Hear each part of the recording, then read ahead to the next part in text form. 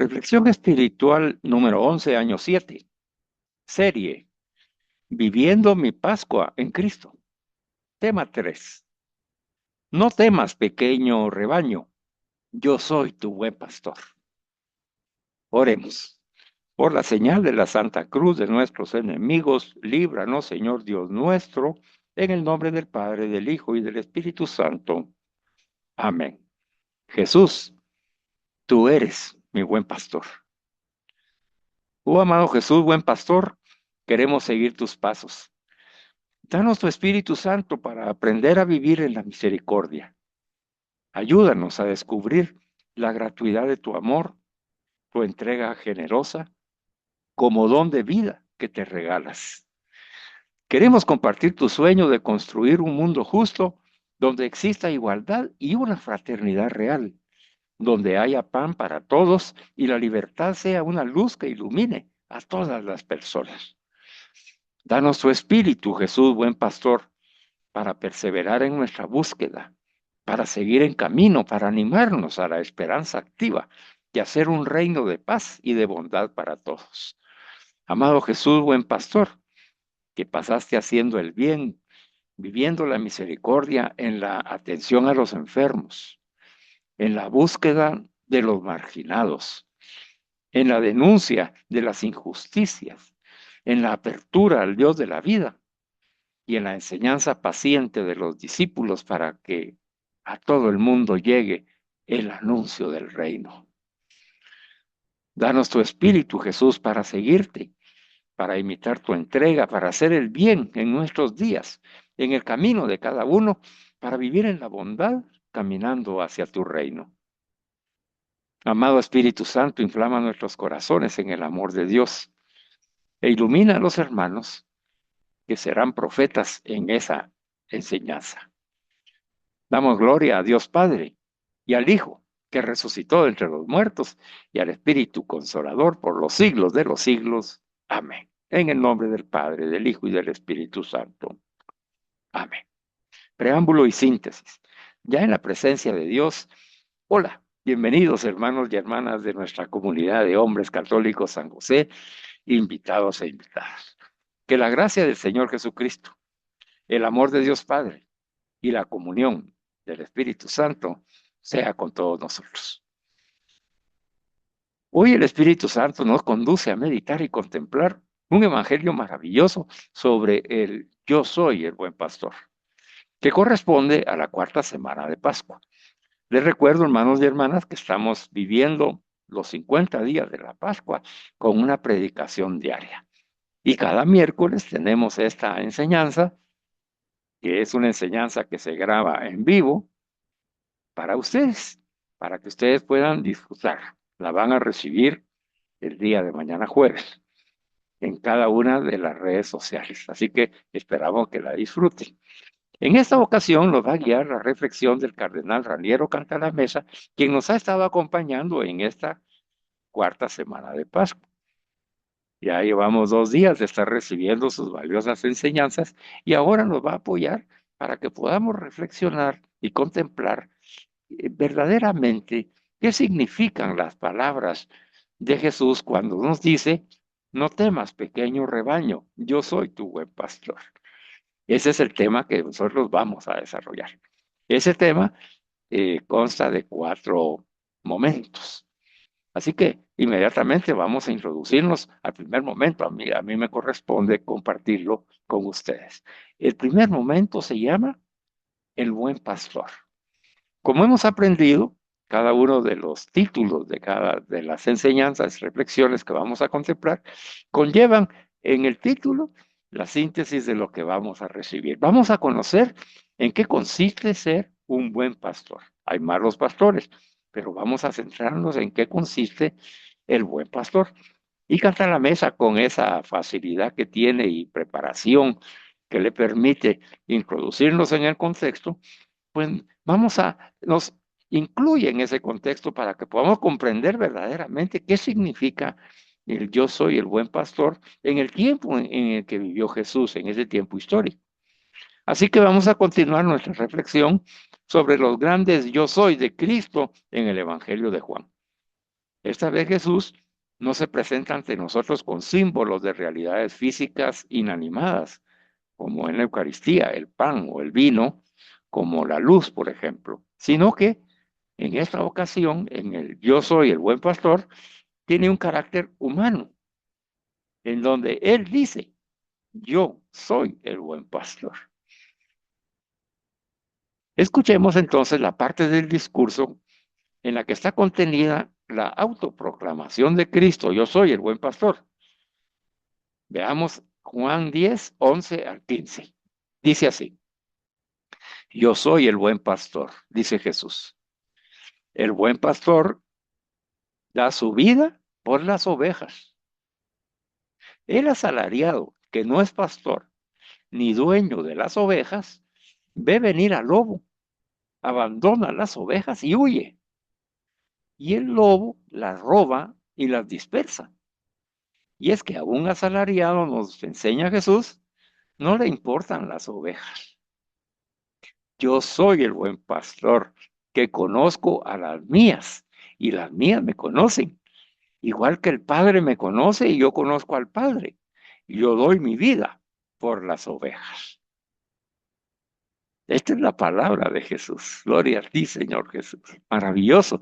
Yo los invito, hermanos y hermanas, a que en nuestra inteligencia, haciendo uso de nuestra imaginación, veamos a ese Jesús, el buen pastor, hablándonos y diciéndonos que Él es el buen pastor porque da su vida, dice, por nosotros, por las ovejas. Hay otros, dice, que no son pastores ni dueños de las ovejas. Él sí, Él es pastor y dueño. Otros no, pero existen. Y cuando ven venir al lobo, que significa todas esas tribulaciones que se presentan en la vida de las personas, abandonan las ovejas y huyen, puesto que su solo interés es lo que reciben y ganan para ellos personalmente. Y lo dejan a merced de lobos, que también existen los lobos que roban y dispersan a las ovejas. Pero ahí vemos muchos casos nosotros a nuestro alrededor, dentro de nuestra cultura, la cantidad de lobos que existen, que están tratando de destruir las comunidades cristianas católicas y que quieren robar esas ovejas y dispersarlas, destruir la familia católica, destruir la iglesia, dispersarlas. Para que son asalariados, son comprados por grandes magnates en el mundo que los compran y ellos se venden para imponer ideologías humanas, para hacer negocio. Por eso se llaman el asalariado. Jesús ya lo conocía, conoce la conducta humana desde que él expresó estas palabras. Las conoce, hermano y hermana. Y por eso es que nos ha dejado esta enseñanza. Nos dice, para esas personas que son asalariadas, que huyen y abandonan a las ovejas y las roban y las dispersan. No les importan las ovejas, hermanos y hermanas. No les importan las ovejas. Y nos reconfirma, nos dice, yo soy el buen pastor, Jesucristo, el Hijo de Dios hecho hombre. Conozco a mis ovejas y ellas me conocen a mí. Así como el Padre me conoce y yo conozco al Padre, yo doy mi vida por cada una de las ovejas, por cada uno de nosotros, hermanos, por ti y por mí. Veamos entonces cómo Cantalamesa nos va introduciendo en ese contexto para comprender bien el momento en el que Jesús expresa este mensaje de esperanza y fe y de confianza en que Él es nuestro buen pastor. Y como estudiamos en el Salmo 23, que es una de las enseñanzas que recibiste esta semana, ¿verdad? El Señor es mi pastor, Jesucristo, con Él nada, con Él y en Él, nada me falta. Vamos a ver qué significa entonces. Nos dice Cantalamesa que la imagen de Cristo, el buen pastor, ocupa un lugar privilegiado en el arte y las inscripciones paleocristianas. El buen pastor se presenta según la forma clásica en el esplendor de la juventud. O sea, es un pastor joven. Lleva la oveja sobre sus hombros y la retiene firmemente por las patas. La imagen de Juan, del buen pastor, se fusiona ahora para siempre con la sinóptica del pastor de Lucas, que va en busca de la oveja descarriada. Entonces vamos a hoy a situarnos en ese esplendor de la juventud de un pastor que tiene toda la potencia y toda la fuerza y carga a la oveja y le da la certeza, la seguridad y la puede sostener porque es joven, ¿verdad? La sostiene firmemente de las patas sobre sus hombros, pero también es esa oveja que está descarriada y que la ha ido a rescatar. Bendito sea Dios. Mira, yo leyendo esto y cada vez que escucho esa palabra de Dios, yo me siento ser esa oveja y lo he mencionado cuando puedo. Yo de ahí, de los hombros de Jesús, yo no me bajo. Yo no me bajo, hermano y hermana. Y tú tampoco. Ahí quédate, porque estamos con esa certeza de esa juventud de Cristo que me sostiene firmemente por las patas, me lleva en sus hombros y también va a hacer muchas cosas conmigo como lo ha venido haciendo también contigo. En el contexto del pasaje sobre el buen pastor nos menciona Cantar la Mesa, es el mismo que el de los dos capítulos anteriores. Nos está diciendo que cuando se lo dice a los fariseos y a los escribas que lo estaban cuestionando, dice, en esa discusión que tenían con los judíos que tiene lugar en Jerusalén con motivo de la fiesta de los tabernáculos, ahí expresa él esta enseñanza.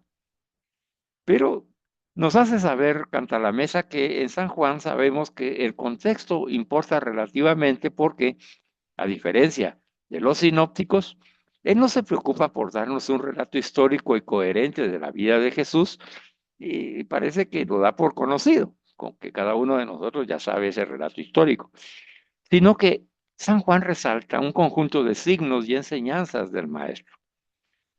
Estos, sin embargo, nunca aparecen fuera del tiempo y del espacio como ocurre en los libros de teología.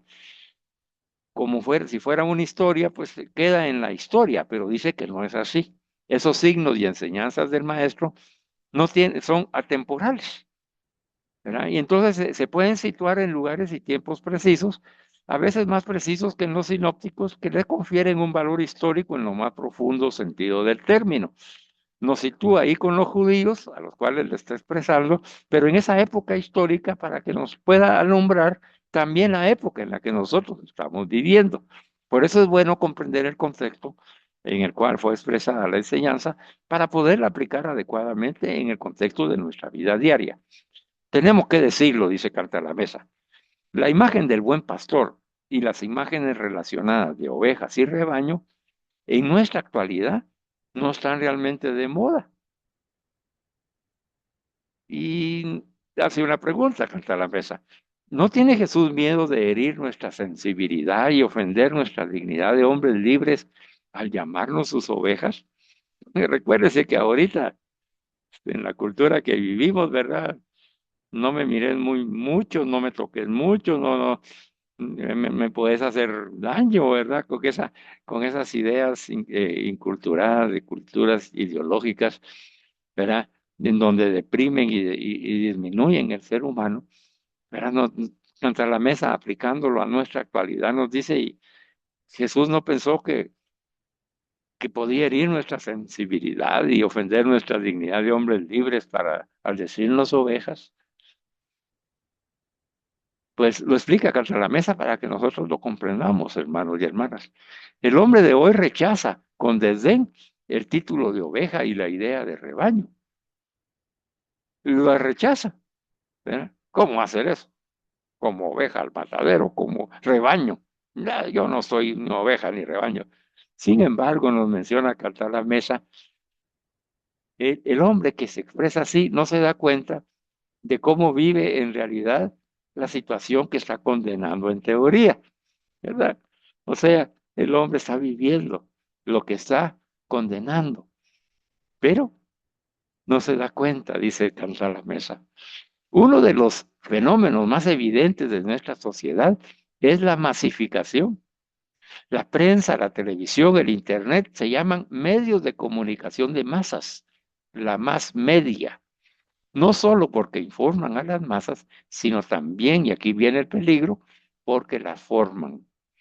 Entonces, El hombre que rechaza con desdén el título de oveja y de rebaño no se ha dado cuenta y hoy nos ilumina Canta la Mesa para que no seamos nosotros esas personas, sino que nosotros sí nos demos cuenta que vivimos en realidad esa situación y lo podemos ver en el ejemplo que nos pone de cómo estamos atraídos, concentrados, embuidos, atrapados por los medios de comunicación de masas y que si no tenemos cuidado, no solamente recibimos información, sino que también nos están formando según la cultura que comunican estos medios de comunicación. Tengamos cuidado, dice Canta la Mesa, porque sin darnos cuenta, nos estamos dejando guiar por todo tipo de manipulación y persuasiones ocultas. Hay que tener mucho discernimiento, mucho cuidado, mucha prudencia, hermanos y hermanas. Así que nos está vacunando ahorita Canta la Mesa y nos dice que sin darnos cuenta, nos están guiando y nos están manipulando y persuadiendo ocultamente cómo actúa el maligno. ¿Cómo lo hacen? Y vas a ver tú y evalúate tú y yo, evaluémonos si esas comunicaciones masivas que recibimos a través de los medios de comunicación, la gran mayoría, nos ofrecen esto. Nos lo plantea Contra la Mesa de esta manera, dice. Muchas veces crean modelos de bienestar y comportamiento. ¿Eh? Entonces te sacan ahí esos reels, esos videos, ¿verdad? De disfrutar, de entretenimiento, de lugares paradisíacos, de un bienestar y un comportamiento ahí como sosegado dentro de la naturaleza. Ya nos plantean ideales de vida, ¿verdad? Si quieres mantener una salud, si quieres desarrollar los músculos de tu cuerpo, si quieres aspirar a grandes ideales y métodos de progreso, ¿verdad? Y entonces, y la gente que está escuchando eso, pues las va adoptando, las va haciendo suyas, porque están siendo persuadidos y manipulados por esos ideales. Lamentablemente, nos dice Canta la Mesa, lo seguimos. Y hasta tenemos el temor de perder el ritmo, condicionados y plagiados por la publicidad. Comemos lo que nos dicen, nos vestimos como dictan la moda, hablamos como oímos hablar, nos divertimos cuando vemos una película avanzando a un ritmo acelerado con personas moviéndose a tirones rápidamente como marionetas, nos pone Cantalavesa de ejemplo, pero también nos hace aterrizar, hermanos y hermanas, y dice, pero esa es la imagen que tendríamos de nosotros mismos si nos miráramos con ojos menos superficiales. Andamos ahí en el frenesí, corriendo rápidamente, moviéndonos a tirones, viendo a ver qué hacemos, cómo nos ocupamos y cómo resolvemos y vivimos con el teléfono en la mano y las redes abiertas y ahí estamos interactuando y estamos recibiendo ese cúmulo de noticias que la mayoría son falsas, pero no tenemos el criterio para discernirlas y empieza entonces esa más media, esos medios masivos de comunicación a hacer su función. ¿Cuál es la función actual dada la cultura en la que vivimos, que nos están mencionando Canta la Mesa? Nos están manipulando y persuadiendo ocultamente. Y no nos damos cuenta de que eso de lo que hablamos, de no ser ovejas, de no se necesitar un pastor, es la imagen que tenemos actualmente cuando nos detenemos como en este momento a reflexionar sobre nuestra vida y la influencia que tienen en nosotros esos medios de comunicación. ¿Por qué es importante lo que estamos reflexionando, hermanos? Porque ¿verdad? Tenemos que entender en qué sentido Jesús se proclama el buen pastor y nos llama ovejas suyas. Y para eso debemos remontarnos a la historia bíblica para saber que en el tiempo de Jesús cómo era y qué representa el ser un buen pastor y qué representa ser una oveja. Entonces nos dice Cansames, Israel fue en el principio un pueblo de pastores nómadas. ¿Qué quiere decir esto? Las personas antes de fundar ciudades, aldeas y de congregarse para formar una comunidad, eran familias nómadas que hoy estaban en un lugar, a los 2 o 3 días se iban a otro lugar, a otros. Era una familia en camino, una familia que no tenía un lugar en donde quedarse, no tenía un lugar en donde formar una comunidad. Eran comunidades familiares que iban caminando, buscando siempre dónde comer, dónde alimentarse, donde había agua, donde había buena casa, ¿verdad? Y no se detenían. Ellos iban y seguían, y se acababa el alimento y buscaban otro territorio para buscar el alimento. Todavía no había agricultura. Entonces, el pueblo de Israel era un pueblo de pastores nómadas que andaban en movimiento. Imagínese usted, entonces el pastor era el encargado de llevar y a las ovejas a donde fuera la familia. Tenía esa gran tarea de preservarlas y conducirlas. Bueno, los beduinos del desierto actualmente, que todavía hay algunos, nos pueden dar una idea de cómo era entonces la vida de las tribus de Israel. En esta sociedad de Israel en ese entonces histórico, la relación entre el pastor y el rebaño no era solamente económica, como pudiera ser ahora de yo tengo las ovejas y las voy a ir a comercializar al mercado. No, no era solo económica, no estaba basada en el interés económico, sino que se desarrolla una relación, dice, casi personal entre el pastor y el rebaño. Aquí me detengo un momento. Mire, hermano, si nosotros tuviéramos ahorita y nos contrataran para ser un pastor de un rebaño de ovejas, te aseguro que estaríamos con el teléfono, ¿verdad? Y en lugar de cuidar las ovejas, o en la laptop o en la PC, estaríamos ahí ocupados recibiendo información, dejándonos manipular, etcétera, por nuestra ignorancia, y no cuidaríamos las ovejas. Por eso que no comprendemos el papel del pastor. Pero hoy quiere el Señor que aprendas lo que es un buen pastor. Entonces, ese buen pastor dice, desarrolla una relación casi personal entre el pastor y el rebaño, pero lo hace con todo el rebaño, pero también lo hace en forma individual. Entonces dice que el pastor acaba sabiendo todo sobre cada oveja. Qué lindo, ¿verdad? Bueno, yo sé que cada uno de nosotros, es probable, nosotros o nuestras familias tengan una mascota, a veces un perrito, un gatito, no sé. ¿Verdad? Y entonces, es ese, como que si fuera una oveja, nosotros también lo pastoreamos. Yo tengo ahí mi duque, ¿verdad? Que es de mis nietos, vive con ellos, pero a veces me lo traen para que comparta conmigo, el duque. Yo acabo sabiendo todo sobre el duque, ¿verdad? Yo conozco el duque, a dónde orina, cuándo orina, qué es lo que me está diciendo, cómo ladra, qué es lo que quiere, qué necesita, qué hora. Yo lo sé, ¿verdad? Porque esa relación es como la relación del pastor que acaba sabiendo todo sobre cada oveja. Imagínate, hermano y hermana, el buen pastor Jesús sabe todo sobre ti y todo sobre mí.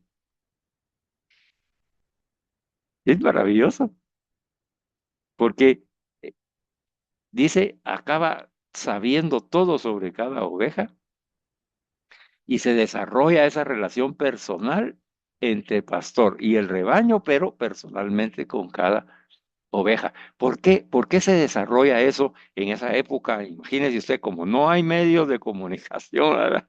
No hay internet, no hay teléfono ni nada. El pastor está con la oveja ahí pastoreando días y días que pasan juntos en lugares solitarios sin un alma viva alrededor. Imagínate a Jesús, en un campo. Ahí no hay gente, no hay nada, no hay distractores. Es el campo, las ovejas y el pastor. Entonces, por eso dice que se desarrolla esa relación personal porque viven juntos en ese ambiente, ¿verdad? El pastor acaba sabiendo todo sobre cada oveja, que esta oveja es quisquillosa, esta oveja es tímida, esta es brincona, esta. esta es peleonera, esta le gusta correr, ¿verdad? Esta le gusta fugarse, y esta come mucho, esta no come, va conociéndolas, dice, de tal manera, no solamente de saber qué es lo que necesitan y cuáles son sus actividades y sus propias personalidades, sino que las ovejas reconocen, dice, la voz del pastor, que muchas veces les habla en voz alta. Yo lo he podido comprobar con mi duque. ¿Ah? Él sabe cuando yo hablo y cómo le estoy hablando, si le estoy dando una orden o le estoy haciendo cariño vocal con las palabras, ¿verdad? Ay, mi duque es tan lindo y precioso, ¿verdad? O siéntese, o ahí no, duque. ¿Verdad? Entonces dice, él reconoce la voz del pastor. La oveja reconoce la voz del pastor, que muchas veces les habla en voz alta, como que si fueran personas. En el caso de Israel así pasaba. Ahí vas a ver, Colocha, les debe haber dicho alguna. Ahí vas a ver, bandido. ¿Ah? Y por su nombre, a cada uno los nombres de las ovejas, que las conoce, porque pasan juntos en lugares solitarios todo el tiempo. El pastor las conoce, pero también las ovejas conocen la voz del pastor y conocen y confían en ese pastor. Esto explica por qué nos dice Cantar la Mesa para expresar su relación con nosotros los hombres, dice, Dios utilizó esta imagen que ahora se ha vuelto ambigua porque nosotros no trabajamos como pastores, nosotros no somos nómadas, por lo tanto no conocemos la importancia del pastor y las ovejas hasta este momento. Tú, pastor de Israel, escucha, dice la palabra de Dios en el Salmo 80, versículo 2. Escucha tú que guías a José como a un rebaño. ¿Verdad? Esa palabra de Dios en el Antiguo Testamento resuena con esta información que nosotros estamos recibiendo, que cuando se está relacionando al pastor de Israel, dice, escucha, se refiere a ese pastor que, que tiene una relación personal con sus ovejas y su rebaño, que sabe todo sobre cada oveja, que las ovejas lo respetan y reconocen su voz y le hacen caso. A ese pastor se refiere esta palabra, tú pastor de Israel, escucha, tú que guías a José como a un rebaño, dice el Salmo 80. Ya vamos comprendiendo ahora mejor, ¿verdad, hermanos? Que cuando andamos y hermanas, cuando hablamos de pastor, hablamos de esa persona que tiene esa relación íntima con el rebaño, pero no solamente con todo el rebaño, sino con cada oveja en persona.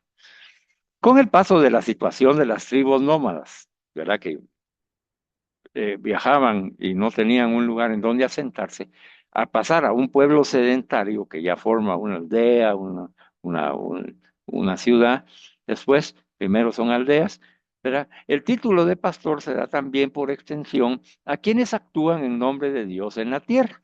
Y entonces, esas personas que ya se asentaron en una aldea, ¿verdad? Que ya no tienen que estar buscando otro lugar para vivir, sino que ahí se han asentado para vivir, pero también empiezan a llamar a aquellas personas que actúan en nombre de Dios en la tierra como pastores. Y de ahí dar cuenta que hay reyes, como el pastor David, ¿verdad? Que es rey David, pero es pastor, como sacerdotes o líderes en general, a los que se le da el apelativo de pastor.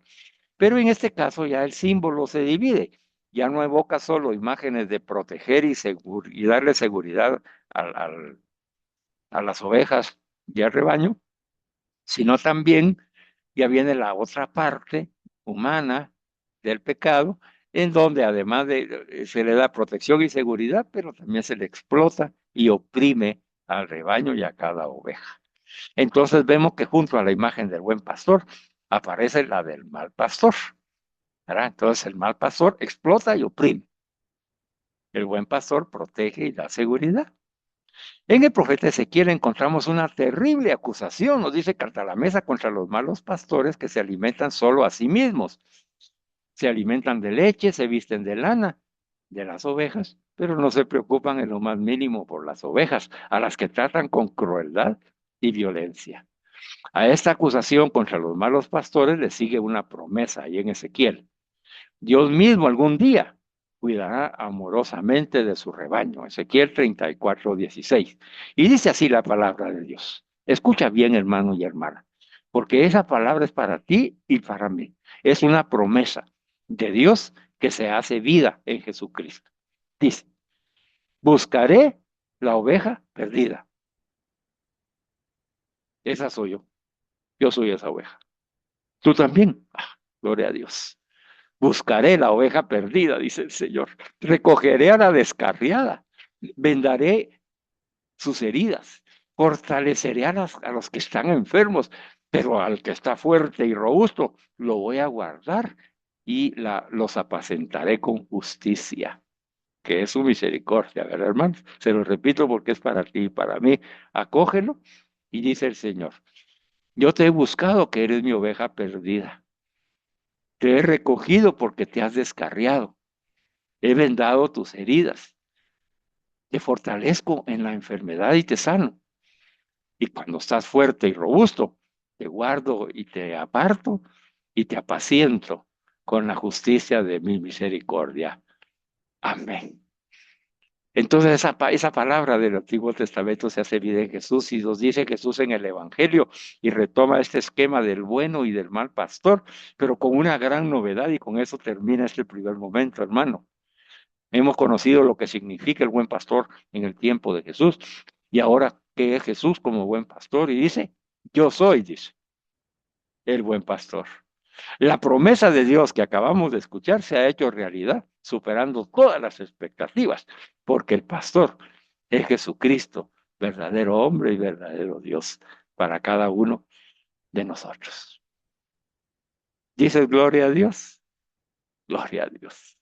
Bueno, ya conocimos en este primer momento lo que es el buen pastor y nos encontramos con que Jesucristo es este buen pastor y él mismo lo confirma. Yo soy el buen pastor. Entonces, ya que llegamos a este punto, debemos recordar la intención que nos hemos marcado con estas meditaciones. Es una intención personal, hermanos y hermanas, más que pastoral. Tenemos que hacer que este evangelio penetre en cada una de nuestras vidas para que viviendo nosotros la experiencia con el buen pastor, podamos anunciarlo al mundo con más credibilidad y podamos decir, Jesucristo es mi buen pastor y también tu buen pastor. Y sepamos de qué estamos hablando, de ese pastor que busca a la oveja perdida, que recoge a la descarriada, que venda heridas, que fortalece a la enferma y al que está fuerte y robusto lo guarda y lo apacienta con la justicia de su misericordia. Bendito sea Dios. Ya quedó ese momento para que en tu mente cierra tus ojos, respira un poquito profundo y acoge el Evangelio de Jesús. Yo soy tu buen pastor. Amén. Ya reconociendo lo que es el buen pastor, Cantar la Mesa nos invita a un segundo momento. Ahora vamos a ver la relación que tiene ese buen pastor y con el rebaño, y especialmente la relación del buen pastor y cada una de las ovejas que conocen oyen su voz y la reconocen y de la cual el pastor sabe su nombre. Para eso, el hermano José Luis es el indicado para introducirnos en este segundo momento. Bienvenido, hermano José Luis. Que Dios te bendiga, que ese pastor que es tu pastor te inflame con su amor y su corazón en el Espíritu Santo y las palabras de sabiduría que broten de tu boca para cada uno de nosotros. Bienvenido y adelante. Gracias, hermano Carlitos. Buenas noches. Buenas noches. De personas que nos escuchan, que nos escucharán, damas y caballeros. Me toca el segundo momento, el buen pastor y el rebaño. El buen pastor y el rebaño indica también la relación personal que hay entre ese buen pastor que es Jesús y todos y cada uno de nosotros que conformamos el rebaño. Como nos indica Jesús en su discurso, que hay dos actores, el pastor y el rebaño, es decir, en singular cada oveja, que somos tú y yo, o ustedes y yo, que conformamos el rebaño de Jesús. ¿Con cuál de los dos nos identificaremos? Yo me identifico con la oveja. Y San Agustín nos dice, en el aniversario de su ordenación episcopal, dijo al pueblo, para vosotros soy obispo, con vosotros soy cristiano. Vobis sum episcopus, vobis cum sum Christianus. Y en otra ocasión nos dice San Agustín, para con vosotros somos como pastores, pero para con el príncipe de los pastores somos ovejas como vosotros. Olvidemos, por tanto, nuestro papel.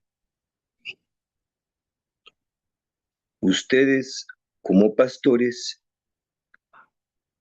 y yo como predicador.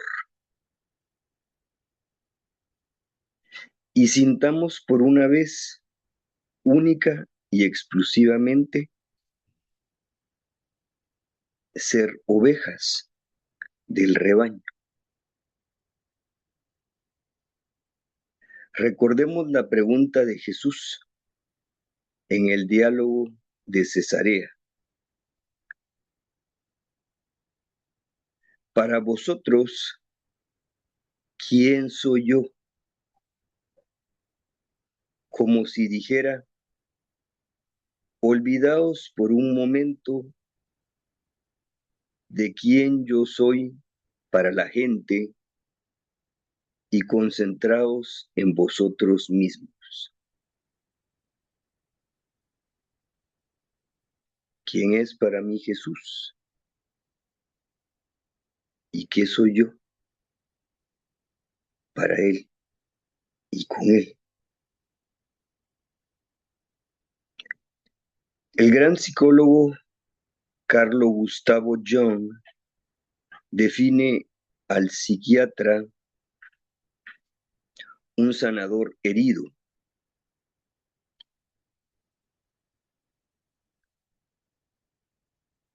En inglés, a wounded healer, un sanador herido.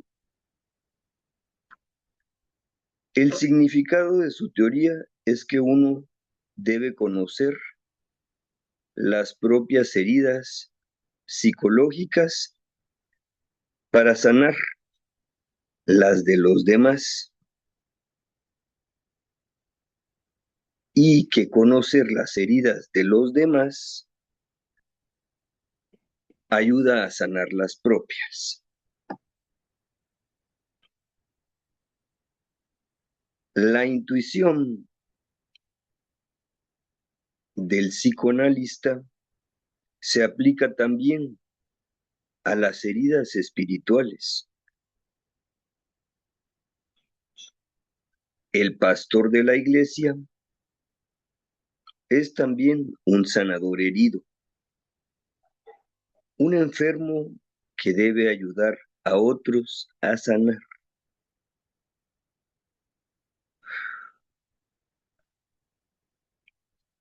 Intentemos ver cuál es la principal enfermedad de la que necesitamos curarnos para curar a los demás. ¿Qué es lo que desde un extremo de la Biblia se inculca a las ovejas respecto a Dios, pastor?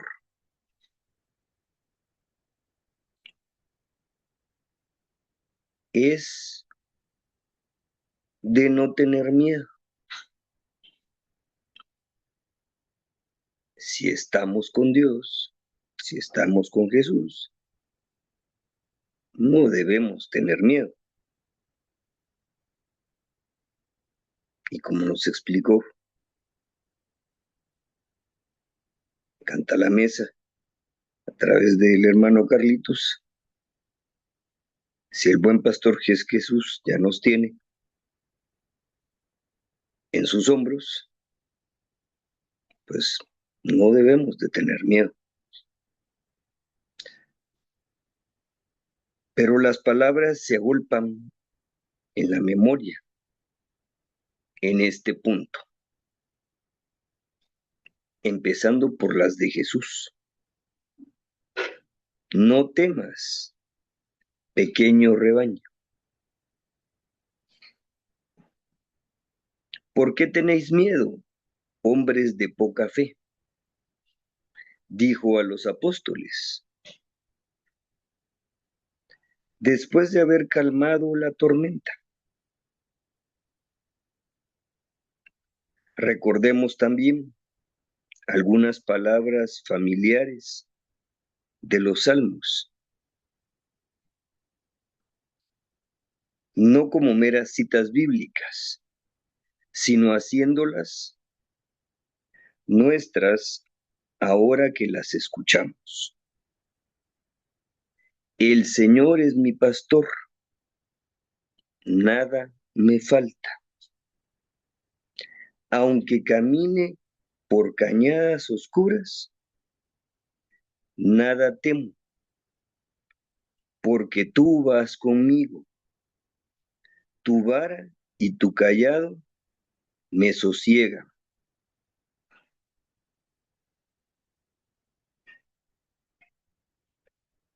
El Señor es mi luz y mi salvación. ¿A quién temeré? El Señor es la defensa de mi vida. ¿Quién me hará temblar?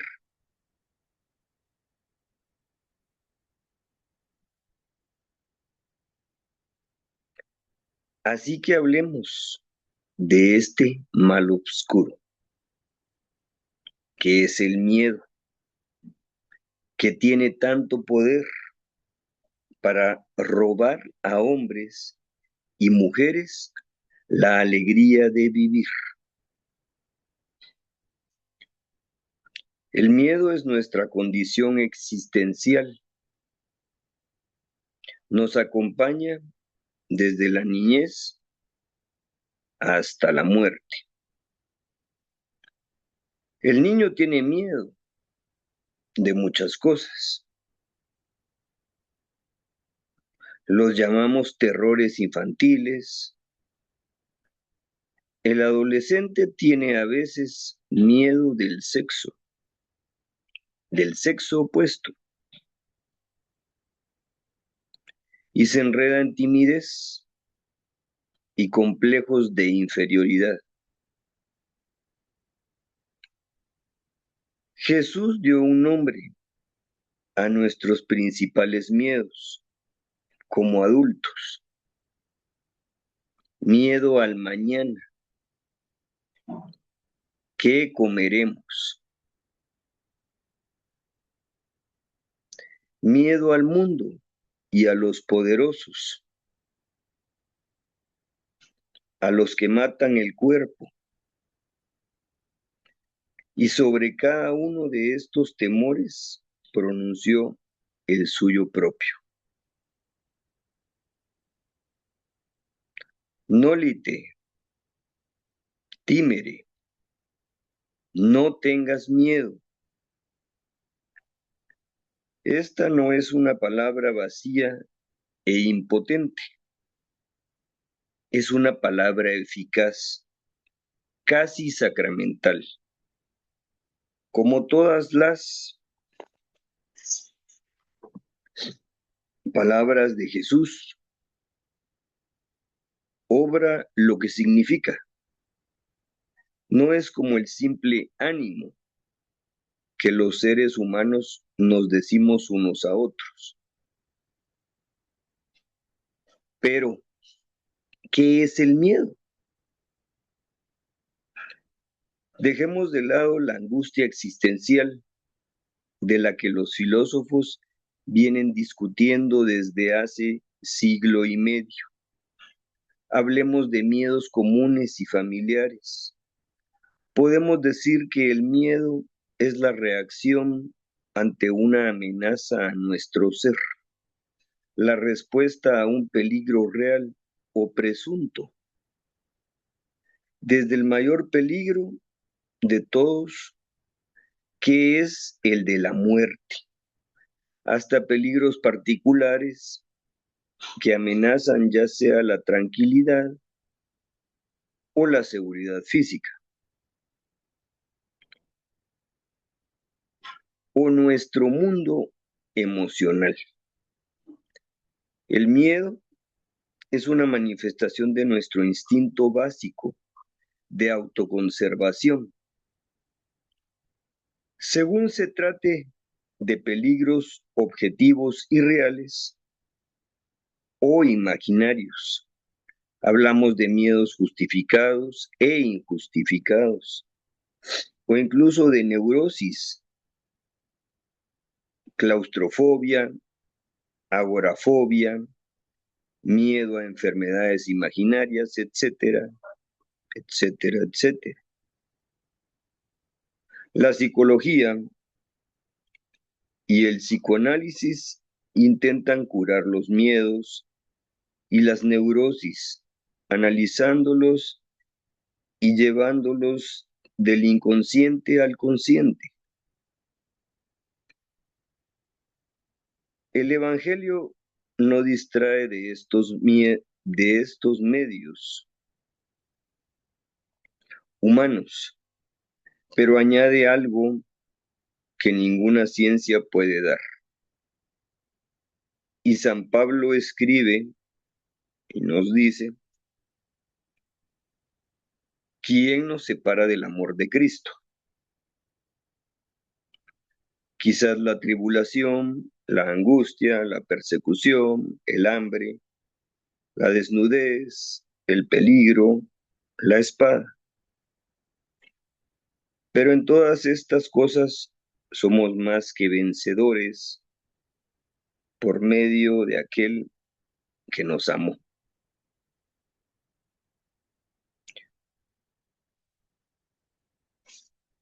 La liberación aquí no está en una idea o una técnica, sino en una persona. El solvente de todo temor es Cristo, que dijo a sus discípulos, no temáis, yo he vencido al mundo. Desde el ámbito personal, el apóstol amplía luego de su mirada hacia el gran escenario del espacio y del tiempo. Desde los pequeños temores individuales pasa a los grandes y universales. Él escribe, pues estoy convencido de que de que ni muerte, ni vida, ni ángeles, ni principados, ni presente, ni futuro, ni potencias, ni altura, ni profundidad, ni ninguna otra criatura podrá separarnos del amor de Dios, manifestado en Cristo Jesús, nuestro Señor. Ni muerte, ni vida. Cristo ha vencido lo que más nos asusta en el mundo, la muerte. En la carta a los Hebreos dice, del que murió para reducir a la impotencia por la muerte a quien tiene el poder de la muerte, es decir, el diablo, y así liberar a los que, por miedo a la muerte, estaban sometidos a esclavitud durante toda la vida. Ni altura ni profundidad, es decir, no lo infinitamente grande que es el universo con sus proporciones en constante expansión, ni lo infinitamente pequeño, el átomo, cuyo terrible poder hemos descubierto bajo nuestro peligro y responsabilidad. Hoy estamos más expuestos que nunca a este tipo de miedos cósmicos. El hombre moderno siente agudamente su vulnerabilidad en un mundo violento y loco. ¿Qué será del futuro de nuestro planeta si, a pesar de los gritos de alarma del Papa y de las personas más responsables de la sociedad, seguimos con toda rienda consumiendo y contaminando?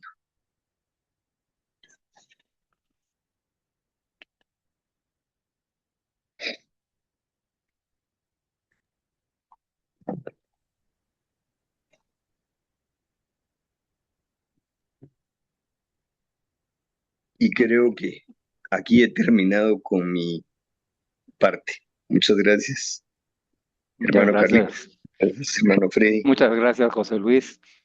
Qué palabras más bellas las que nos ha expresado el Señor al final. Dice, ni la muerte, ni la vida, ni los sufrimientos, ni las enfermedades, hermanos y hermanas, Nada. nada, nada puede apartarnos del amor de Dios en Jesucristo nuestro Señor, porque Él ya venció la muerte. Ya ese miedo de morir, de no saber qué va a pasar en el futuro, de qué va a suceder cuando fallezcamos, ha sido vencido ya en Jesucristo. Ahí está nuestra esperanza puesta en esa fe en el Señor Jesucristo, que ha vencido la muerte, ya ha resucitado y nos conduce a la vida eterna. Hermanos y hermanas, tenemos que sentirnos sin ese temor ya. Esa es la libertad cristiana, verdaderamente, la libertad que tenemos en Cristo, por Él, con Él y en Él, de sabernos amados por Dios y resucitados en Jesucristo nuestro Señor. Bendito sea Dios. Nos dice, claro, esos descubrimientos del cosmos que estamos viendo, todos los avances cosmológicos, o el descubrimiento del átomo y las bombas nucleares y atómicas y las guerras que estamos viviendo, pareciera como que nos están influenciando en ese temor y nos dice, vengan ese temor, yo he vencido el mundo, yo he vencido ya el mundo. Ustedes vivan en esa libertad de los hijos de Dios, ¿verdad? Porque yo estoy velando por ustedes. Ni la muerte ni la vida los puede apartar del amor de Dios que ha manifestado el Padre en Jesucristo nuestro Señor. Bendito sea Dios. Así que vamos muy animados porque mira, el camino de ese buen pastor que dejó de ser nómada y se volvió sedentario, pero que Jesucristo conoce nuestro nombre, nos abraza, nos carga, nos sostiene en sus hombros, nos protege, nos provee, eh, no como un mal pastor, sino como el buen pastor, ¿verdad? Nos quita el miedo, hasta el miedo de la muerte y de la incertidumbre, de la enfermedad, de qué me va a pasar. Hay muchos que están enfermos hoy, nos están observando y viendo y escuchando. Y el Señor los está animando. Si yo soy tu buen pastor, ya no te preocupes, nada te falta. ¿Verdad? Mire, el Salmo dice, nada te falta, no faltará, dice, nada te falta ahora. Y se hace presente en cada momento que proclamamos ese Salmo 23, que acabamos de escuchar también. Si no lo has visto, revisa las enseñanzas de esta semana. Ahí está el Salmo 23 con 2 sesiones, bien explicadito para comprender y podernos dejar cargar por el Señor con toda confianza. Bueno, el proceso que sigue Cansalamés es un proceso de un camino con Cristo. Entonces dice que no solamente nos ha protegido, cuidado, no solamente nos ha dado esta noticia de que nada nos puede apartar del amor de Dios, sino que como a la oveja descarriada nos carga, pero también nos sana. Veamos entonces que además de sanarnos del miedo, que es el mayor temor que hemos tenido, ya lo hemos vencido. Él ha vencido el mundo y la muerte. Ahora veamos qué pasa cuando nosotros estamos enfermos, cuando estamos perdidos, cuando sentimos que no hay nadie por nosotros. ¿Cómo actúa Jesús? Y el momento se llama, por las llagas del buen pastor, hemos sido curados. Y le corresponde a nuestro hermano Freddy Arias. Así que hermano Freddy recibe una unción especial del Espíritu Santo y proclama la palabra de Dios desde tu corazón. Adelante y bienvenido, hermano.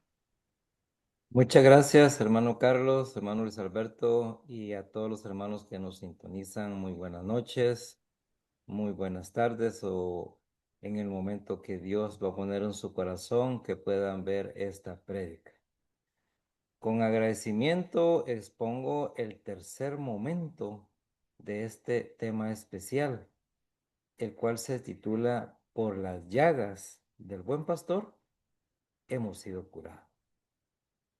Al final de sus reflexiones, especialmente filosóficas, sobre el peligro de la tecnología para el hombre moderno, Martin Heidegger, casi tirando la talla, exclamó: solo un Dios puede salvarnos, y lo escribe con minúsculo, un Dios.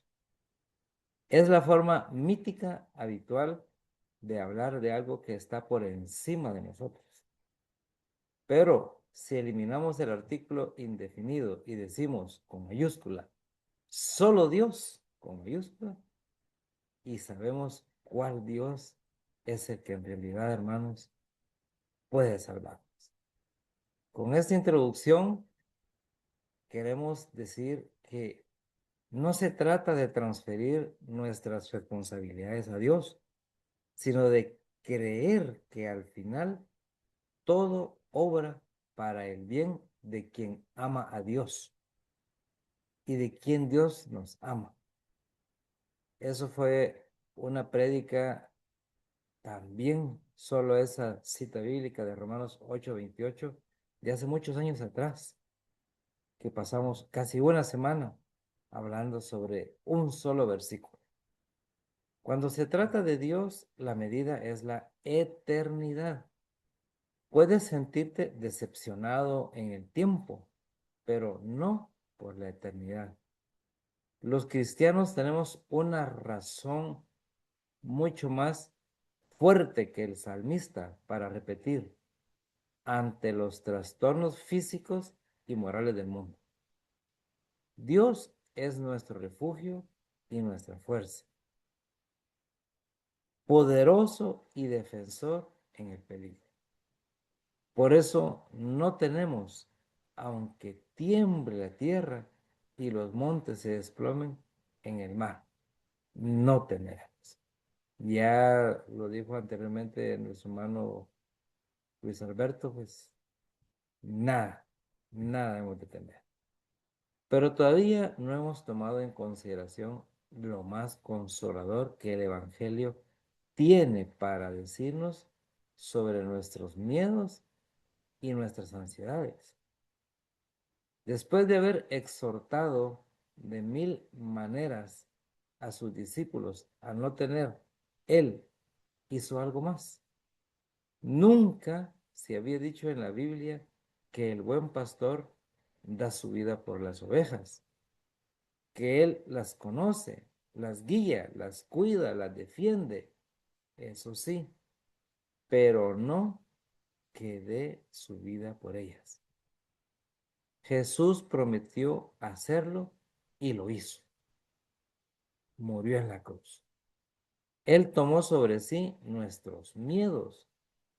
El autor de la carta a los Hebreos dice: Cristo, en los días de su vida mortal, a gritos y con lágrimas, presentó oraciones y súplicas al que podía salvarlo de la muerte. El autor alude a lo que le sucedió a Jesús en la noche de Getsemaní. El evangelista Marcos dice que en el huerto de los olivos Jesús empezó a sentir espanto y angustia y dijo a sus apóstoles: mi alma está triste hasta la muerte. Quedaos aquí y velad. Jesús se siente solo, aislado de la sociedad humana. Pide a los apóstoles que permanezcan cerca de él. La propia carta a los hebreos resalta el mensaje consolador que contiene para nosotros esta misteriosa página del Evangelio. No tenemos un sumo sacerdote incapaz de compadecerse de nuestras debilidades, sino que ha sido probado en todo, como nosotros, pero menos en el pecado. Por eso, comparezcamos confiados ante el trono de la gracia para alcanzar la misericordia y encontrar gracia para un auxilio oportuno. Al asumirlos, Jesús también redimió nuestros miedos y ansiedades. Así dice el tema. Por sus llagas fuimos curados. Dice de él en las Escrituras: Jesús es el verdadero sanador herido, del que hablaba el psicólogo, el herido que cura las heridas. Hizo de los miedos y de la angustia oportunidades de crecimiento en la humanidad y en la compasión para los demás. Pero ni siquiera esto agota lo que el Evangelio tiene que decirnos sobre nuestros miedos. Si todo terminara aquí, nuestro consuelo sería incompleto. Tendríamos ante nuestros ojos un ejemplo heroico y conmovedor a seguir, pero no una mano que nos sostenga. Esto que hemos expuesto, hermanos, nos da esa confianza de que el buen pastor ahí está siempre con nosotros, atento. Sus llagas fueron el precio para poder cuidarnos y todavía nos sigue recalcando de que Él es el que cura a pesar de estar herido. Imagínense.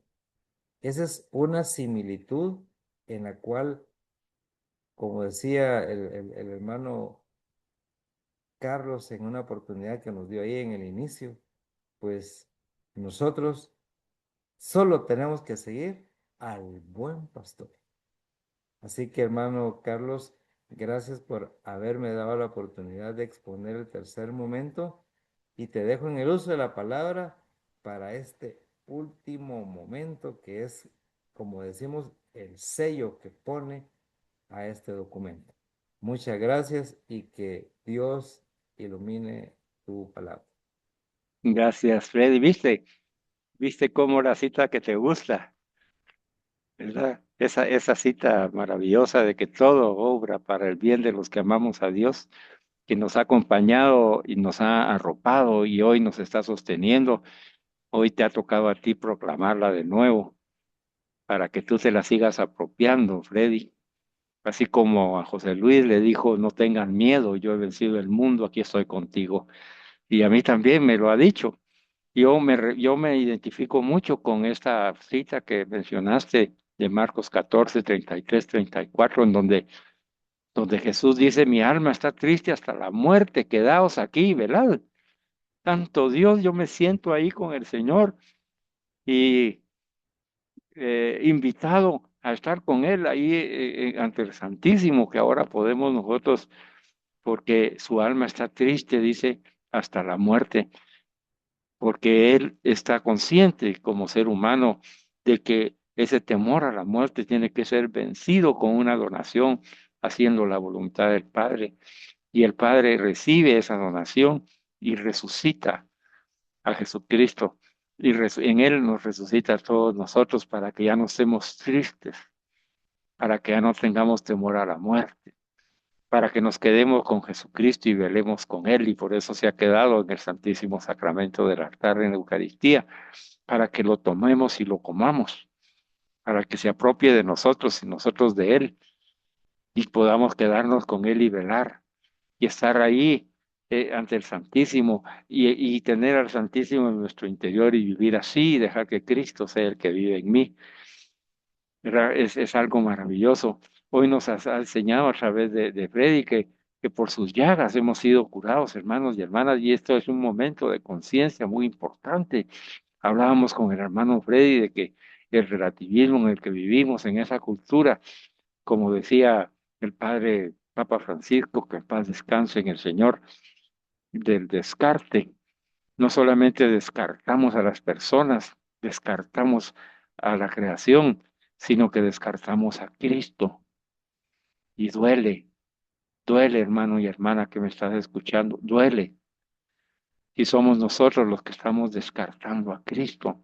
Si ya no reconocemos el sufrimiento y la donación que Él ha hecho para nuestra salvación, hermano, yo veo en las redes sociales cómo atacan al Papa porque por lo que ha estado haciendo, por circunstancias sociales, culturales, políticas y religiosas que suceden en la vida de la iglesia, que atacan y defienden su posición como que si son los dueños de la iglesia y solamente su parcela. Yo veo ahí cómo, no voy a mencionar nombres, pero tú los conoces, hermanos y hermanas, que están ahí defendiendo su posición y están cerrados y no quieren dar su brazo a torcer y critican y juzgan y condenan. Y yo pensaba en eso y en esta semana en oración me apareció ahí dentro de las imágenes de mi teléfono una imagen de Cristo arrodillado después de haber sido latigado, después de haber sufrido los latigazos, la soledad y el abandono, con la rodilla en la tierra, el Hijo de Dios. Por ti, por mí, lo miré y lo que brotó de mi corazón es para que hoy te lo compartiera en este momento, porque si su alma está triste hasta la muerte y nos ha dicho quédense aquí y velen, es para que nos quedemos y velemos en contemplación, hermanos y hermanas, y no defendiendo nuestras posiciones. Y pensando en esas personas que defienden sus posiciones y critican y condenan en su ignorancia, porque es una ignorancia y además aprendí algo más, es falta de madurez, hermanos, es falta de madurez en la fe, porque están juzgando a las personas y han quitado los ojos de Cristo y el Señor me dijo, diles que no quiten sus ojos de mí, porque no han aprendido aún nada.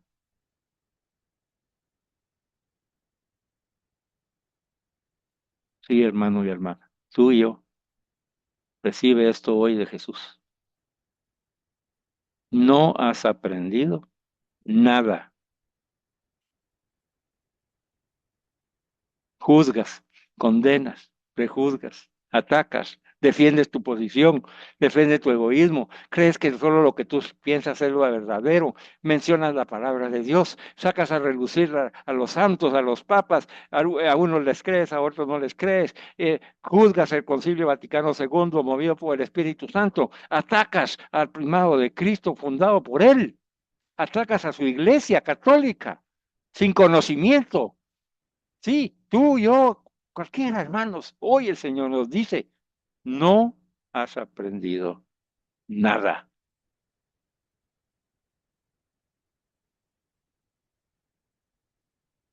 No tenemos un sumo sacerdote incapaz de compadecerse de nuestras debilidades, incluso estas debilidades, porque ha sido probado en todo y por eso cuando lo veo ahí hincado, con la piel llena de sangre, ensangrentado, por mis pecados, por mi egoísmo, por mi egocentrismo, por creerme el dueño de la verdad. el Señor me dice, mírame, mírame, yo he vivido y conozco tus debilidades porque las he vivido, dice, lo he probado todo. Ahí el Señor probó todo nuestro pecado, hermano y hermana. Sin tener pecado, dice, menos en el pecado, porque Él es el hombre nuevo, el hombre verdadero, es el hombre que vive la voluntad de Dios en la gracia de Dios sin pecar, a lo que nosotros tenemos que aspirar, pero pecamos cuando juzgamos y condenamos, hermanos y hermanas, ya no lo hagamos. El Señor quiere que no lo hagamos hoy, porque ese es nuestro buen pastor. Es como atacar al pastor. ¿Por qué atacas al pastor? ¿Por qué quitas los ojos de mí? Dice Jesús. Si los quitas de mí, se hace vida la palabra que ya te expresé. Sin mí no puedes hacer nada. Y eso es lo que pasa con estos hermanos y hermanas que han quitado los ojos de Jesús. Creen que los tienen en Jesús. Ellos hablan de Jesús, comulgan, van a misa, rezan, aman a María. Sí, todo está lindo. Pero el Señor dice, pero no has aprendido nada. Si no dejas que mi voluntad se manifieste en mi iglesia, dice el Señor, con caridad y misericordia. Ya te he dado el discernimiento. ¿Qué haría Jesús? ¿Qué haría Jesús en esas circunstancias que estás juzgando y condenando? ¿Qué haría Jesús? Y ahí tienes la respuesta, hermano y hermana. No qué piensas tú, qué piensan tus dirigentes, qué piensa tu fundador, no. ¿Qué dice Jesús? Y en Jesús nos alineamos. Y ahí se alinea el fundador. Ahí se alinea el que dirige. Ahí se alinea la oveja, porque debe escuchar la voz del pastor para que podamos cumplir la palabra que hoy ha sido expresada. Ustedes, si son mis ovejas, escuchan mi voz y la obedecen. Ajá, sí, hermano, la obedecen. Es que la iglesia, es que el papa, es que la obedecen. ¿Qué haría yo ante lo que está juzgando? Y ahí está la respuesta. Yo tuve la respuesta. Hoy ten tú la respuesta, hermano y hermana.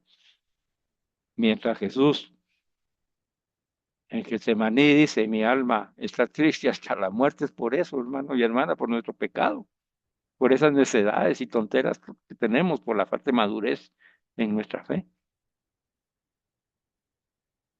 A mí me dijo el Señor, madura, Carlos, no juzgues, no condenes, discierne en el Espíritu Santo como lo hago yo, ora por ellos, da testimonio de que eres de Cristo, sígueme, imítame y llévame. A mí, no a ti, porque estas personas se llevan a sí mismas cuando condenan. Yo tengo que aprender eso también, hermano y hermana, que el Señor me lo da para ti. Me lo da primero a mí para ti. Ese es nuestro buen pastor. Podemos comparecer confiados, nos dice ahí en Hebreos, ante el trono de la gracia para alcanzar misericordia, encontrar la gracia para un auxilio oportuno, porque Jesús ya ha sido probado en todo por ti y por mí.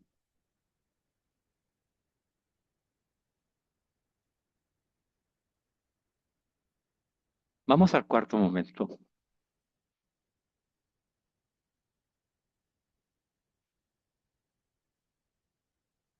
Ante la mesa nos ha invitado a seguir contemplando al buen pastor, ahora ya con una mayor conciencia de saber que no solamente vive conmigo todos los días, eh, ese vivir conmigo sin distractores y sin distracciones hace que yo lo conozca y él me conoce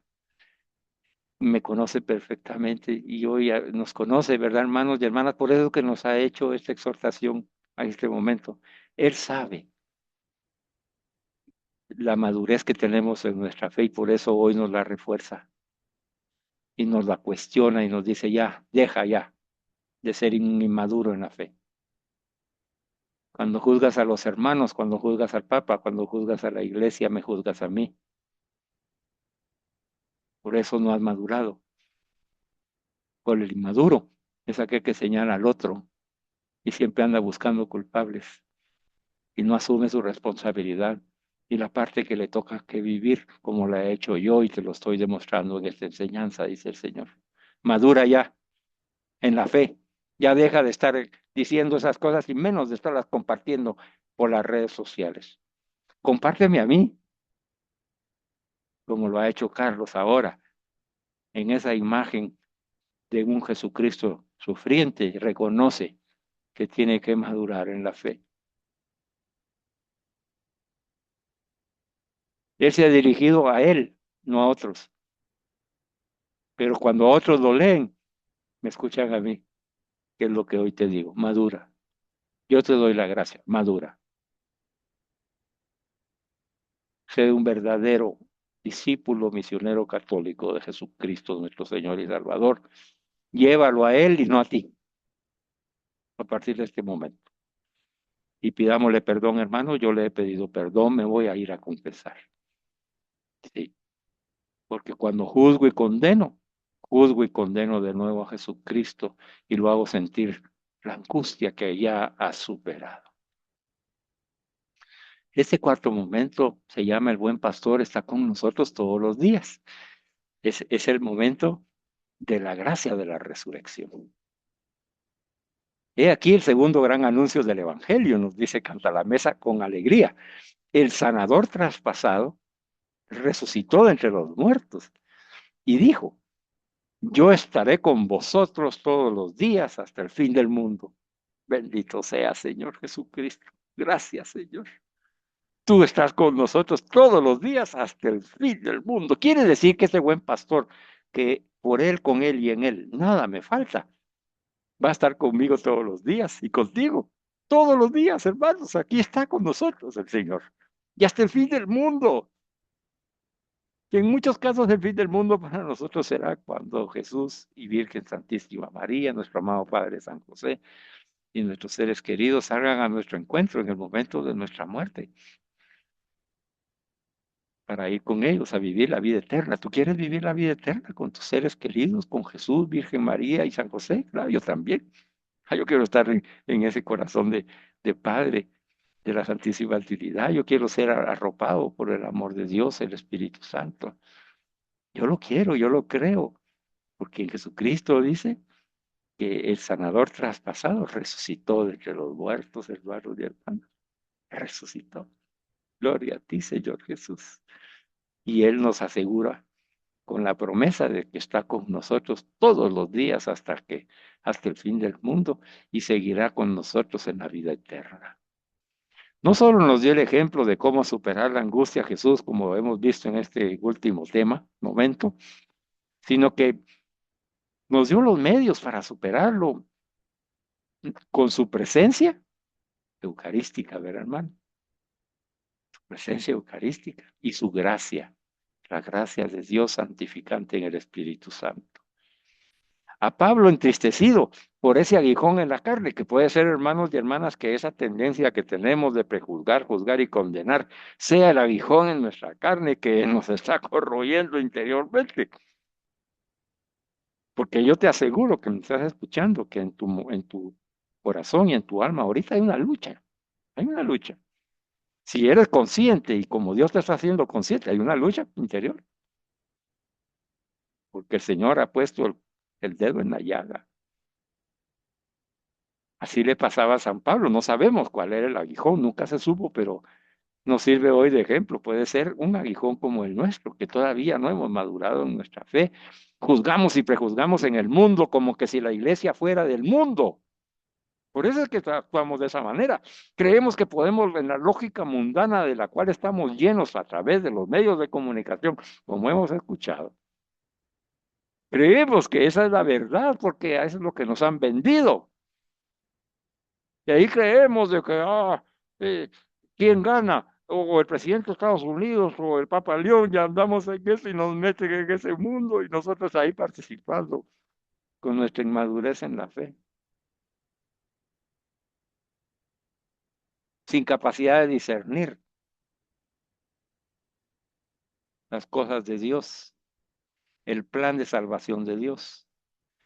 nos quedamos en las segundas causas, como hemos visto con San Ignacio de Loyola, que son esas cosas de las que los medios viven,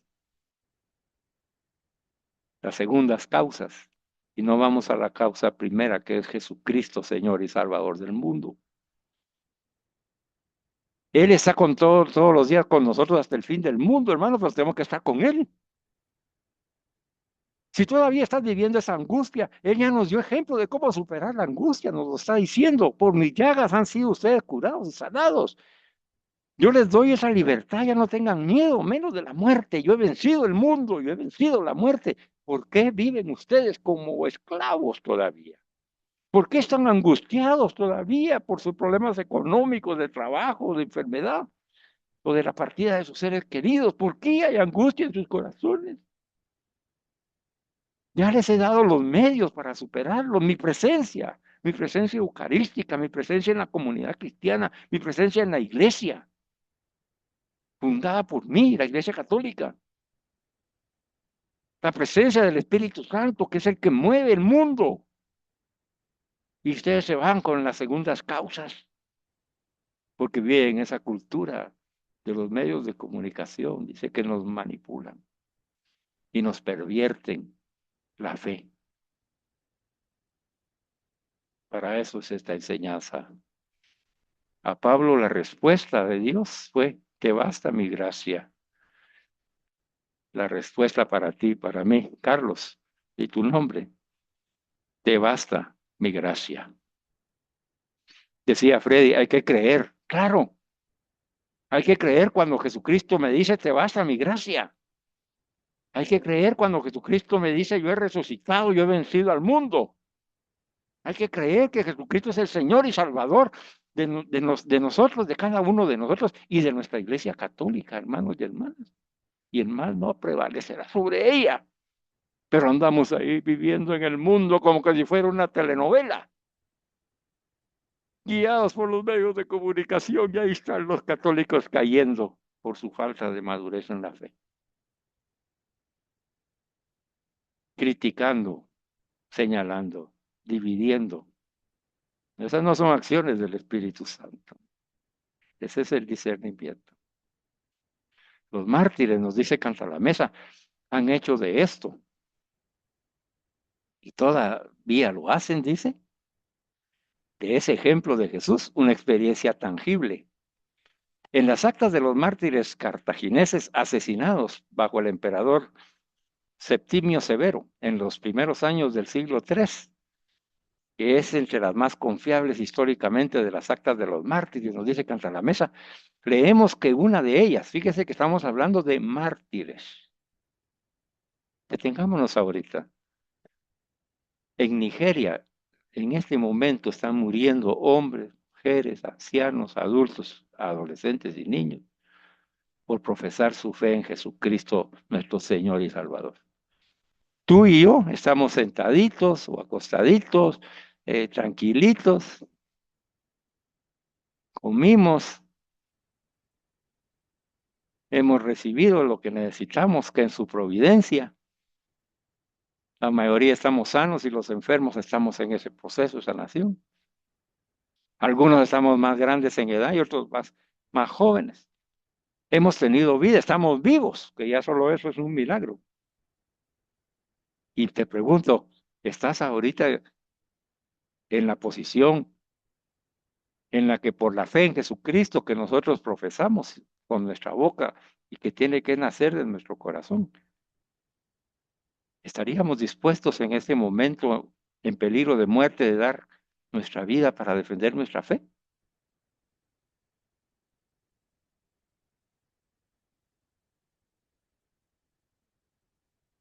Razón tiene Jesucristo, ¿verdad? Aún no hemos madurado en la fe.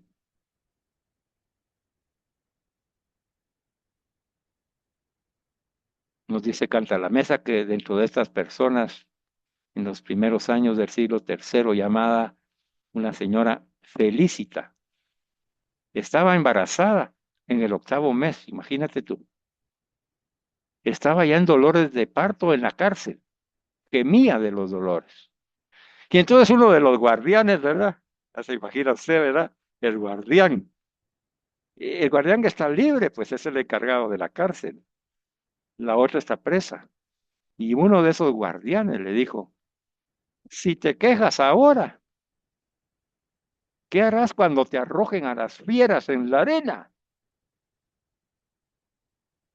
Mire, el cuestionamiento y la intención de esa pregunta, hermano y hermana, que a mí me resuena y me aparece en las de las redes sociales juzgando, ¿verdad? Si te quejas ahora, dice, como quien dice, ya vieron lo que pasa con este papa. ¿Qué harás cuando te arrojen a las fieras en la arena? Ah, la iglesia va a disminuir, la iglesia está atacada, somos nosotros los únicos que defendemos la fe. ¿Qué harás cuando te arrojen a las fieras en la arena? A una mujer embarazada, mire lo que le dice el guardia, a la chucha. Qué maldad de corazón, igual que la nuestra, ¿verdad, hermano y hermana? Igual que la nuestra. Y ella responde, ahora soy yo la que sufre, luego otro sufrirá por mí. Una fe enorme, una fe madura, la que quiere Jesús que tú y yo tengamos como sus ovejas, a las que conoce perfectamente y a las que sabe que escuchamos su voz hoy que estás escuchando esta enseñanza. Cantar la Mesa nos dice, guiado por el Espíritu Santo, porque es esta palabra se está haciendo vida en tu vida y en tu corazón. Dice, tenemos un ejemplo más cerca de nosotros, en prisión y en vísperas de ser ahorcado. No, nosotros no tenemos la dimensión de eso de ser ahorcado, ¿verdad, hermano y hermana? No, no tenemos ese pensamiento, porque incluso nos puede hasta escandalizar, como dijo el monseñor Cantalamesa, ¿verdad? Mejor todo lo light, sí, pero ay, no, hablar ya de un ahorcado, qué terrible ha de ser eso. Sí, sí, el cadalso se construye, el lazo, se lo ponen y va a morir ahorcado con ese dolor y sufrimiento, no solo de saber que va a morir, sino la manera en que va a morir. Dice, en vísperas de ser ahorcado en prisión tras un fallido golpe de Estado contra Hitler, el pastor Dietrich Bonhoeffer escribió estos versos que a veces se utilizan, nos menciona Cantalamesa como un himno litúrgico. De fuerzas amigas maravillosamente protegidos, fuerzas amigas protegidos, esperamos confiados lo que pueda venir. Dios está con nosotros por la tarde y de mañana y con toda certeza en cada nuevo día, en vísperas de ser ahorcado. Te lo repito para que lo digas conmigo. De fuerzas amigas maravillosamente protegidos del buen pastor, nuestro Señor Jesucristo, esperamos confiados lo que pueda venir. ¿Verdad que sí, hermano y hermana? Sí, espera confiado lo que va a venir. Nadie lo conoce, el Señor sí. Por eso Él te dice, espera confiado. De esas fuerzas amigas en Jesucristo, de nuestro Dios que nos ama con locura. Esperemos confiados lo que pueda venir según la voluntad de Dios, porque Dios está con nosotros, ¿verdad, hermano y hermana? Comulgaste hoy, fuiste a la Santa Misa el domingo, comulgaste con la Eucaristía, el Señor está contigo, Dios está contigo, por la tarde, por la mañana, por la noche, en cualquier horario, hermanos, y con toda certeza en cada nuevo día en el que le abrimos los ojos y amanecemos por gracia de Dios.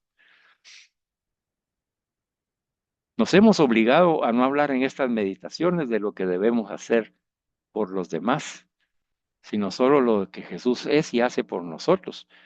Nos hemos identificado con las ovejas, no con el pastor.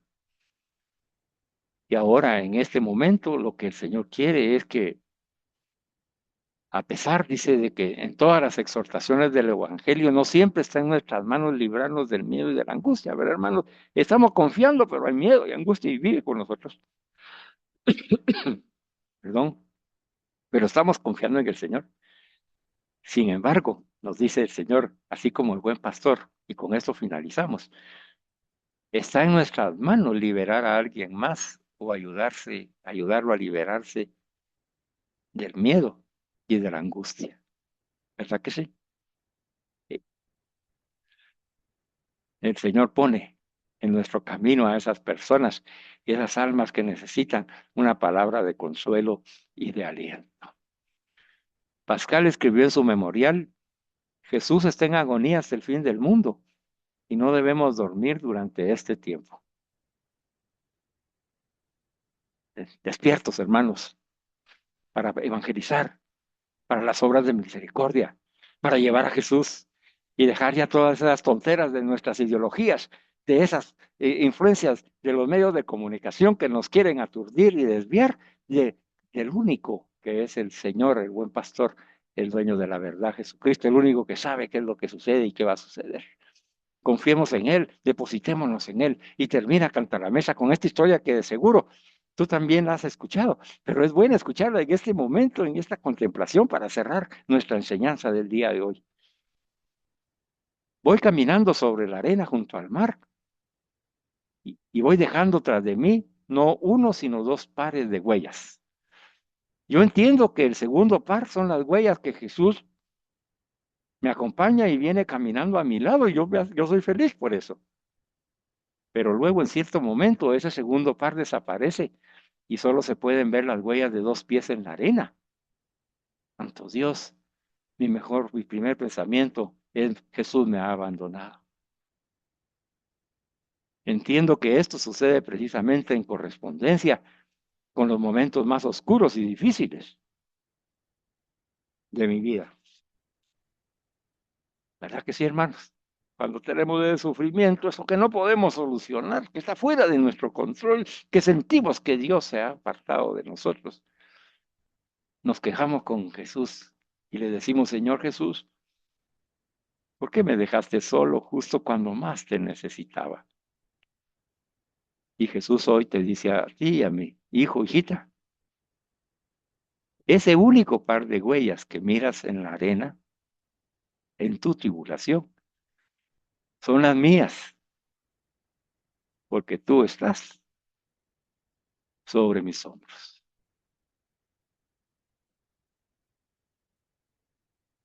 Alabado sea Jesucristo, por siempre sea Por alabado. siempre sea alabado.